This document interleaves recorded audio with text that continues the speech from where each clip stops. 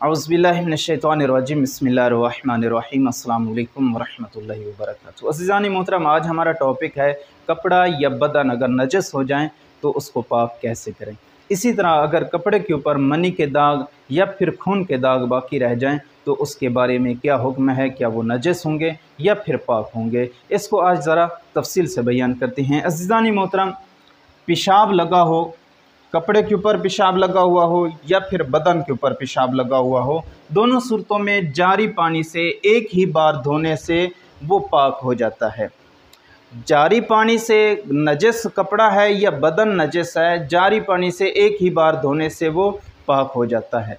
लेकिन गैर जारी पानी से 2 बार धोना ज़रूरी है। लेकिन अगर पानी जारी नहीं है, कलील पानी है, बर्तन वगैरह में है या फिर किसी ऐसी जगह से पानी आ रहा है जहां कलील पानी है, कुर पानी नहीं है, तो फिर 2 बार उसको धोना ज़रूरी है। पेशाब के अलावा नजासत से नजस हुआ हो तो उसको एक ही बार धोने से वो पाक हो जाता है।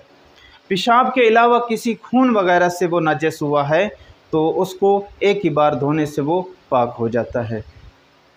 बर्तन का हुक्म अलग है। अज़ीज़ानी मोहतरम, बर्तन जो है इसको पाक करने के लिए अलग मसाइल हैं, इंशाअल्लाह उसको डिटेल से बयान करेंगे।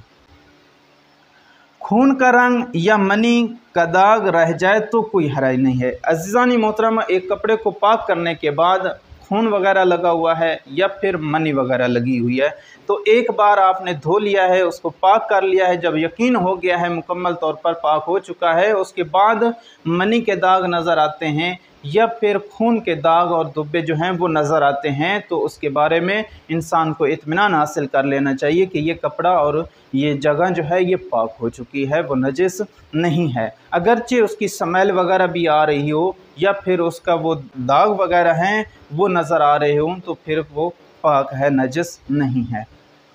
पाउडर या साबुन वगैरह लगा हुआ नज़र आ जाता है। बाज़ औक़ात ख़वातीन कपड़े धोती हैं, कपड़े धोने के बाद ये होता है कि साबुन के ज़रात या सर्फ़ के ज़रात जो हैं वो नज़र आना शुरू हो जाते हैं, तो शक नहीं करना चाहिए। उस सूरत में जब मुकम्मल तौर पर धुल चुके हैं तो वो बेशक नज़र आ रहे हैं, कपड़ा पाक हो चुका है।